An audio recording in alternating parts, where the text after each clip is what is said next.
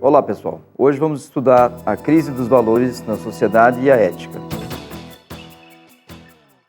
Inicialmente temos que compreender essa expressão, a crise de valores. É lugar comum hoje em todos os lugares que a gente encontra as pessoas se relacionam, todos reclamam e colocam sempre essa questão da crise dos valores.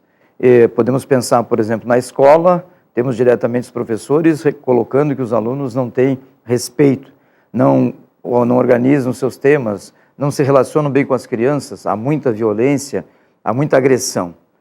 Se levarmos em consideração no aspecto, no movimento na sociedade, quando vamos ao trabalho, assistimos e entramos em contato com pessoas, e essas pessoas não param, nós não temos nenhum relacionamento, simplesmente usamos as expressões que nós chamamos de praxe.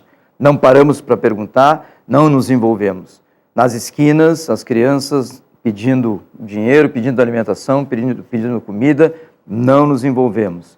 Se vamos no hospital, vemos aquelas filas, as pessoas não são atendidas, não tem espaço, não tem como marcar a consulta para os próximos meses, não há dinheiro.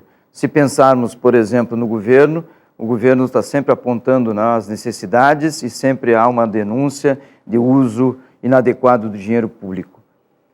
Na relação privada, nós temos sempre um excesso, uma solicitação maior para as pessoas, que tem que se dar mais, tem que oferecer mais. E nessa relação toda a gente pode observar que o humano está se deteriorando aos poucos. Precisamos também pensar nessa questão da crise, que esses valores que estão sendo comentados ou alterados são valores fundamentais e que nos constroem enquanto um ser, enquanto humano. A crise dos valores, então, podemos reconhecer que ela existe. A questão fundamental é, esses valores que estão em crise, ou esses valores que estão mudando, que estão alterando, eles são realmente valores que têm que permanecer fixos?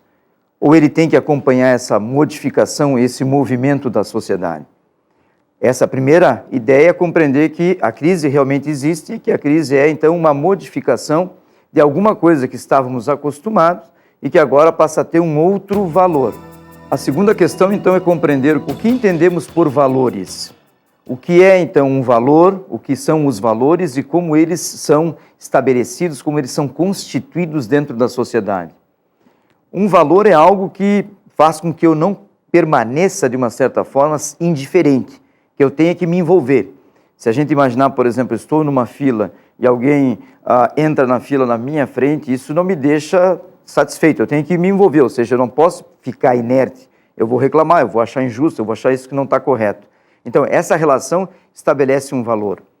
Se, por exemplo, eu tenho que fazer uma atividade, essa atividade tem dificuldade em função de que não está dependendo de mim, eu posso ficar, de uma certa forma, chateado, então isso é um valor. Esse valor faz com que eu tenha que modificar o meu pensamento e o meu comportamento.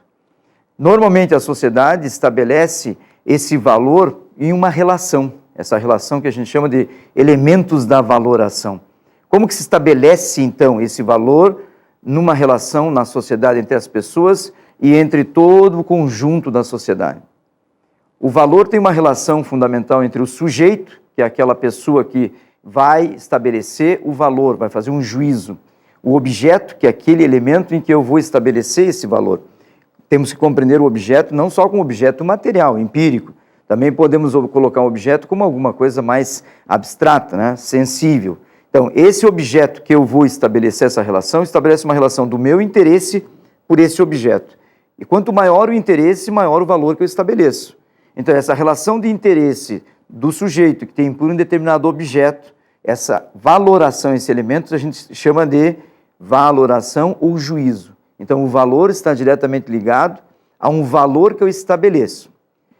Como eu estabeleço, então, esse valor? Através da importância desse elemento dentro da minha constituição enquanto sujeito. Para algumas pessoas, o valor pode ser simplesmente um valor material, um carro novo, um apartamento, uma casa na praia. Para outras pessoas, o valor pode ser simplesmente auxiliar, ajudar, ser solidário. Para outros ainda, ajudar o próximo, receber, aceitar o outro, acolher o outro, isso passa a ser um valor fundamental. E ainda para outras pessoas, os valores estão ligados à questão mais da racionalidade. Então, dão um valor para aquilo que é correto, racional, justo, cientificamente comprovado. Então, essa relação de valor que se estabelece sempre através da interação. Então, o objeto em si não tem o valor é atribuído. Atribuído por quem? Pelo sujeito. Eu, o sujeito, atribuo um valor aos objetos, às coisas.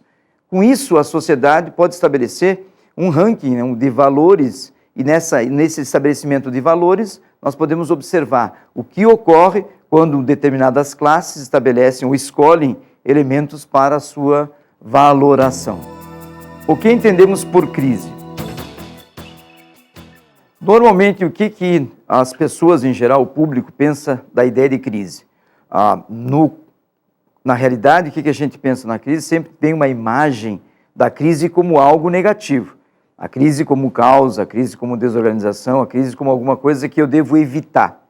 E esse processo, então, de evitar a crise faz com que, às vezes, a gente comece, então, a sustentar determinadas situações, determinados valores, ou seja, mantê-los como eles estão, porque eu estou com um certo receio dessa modificação.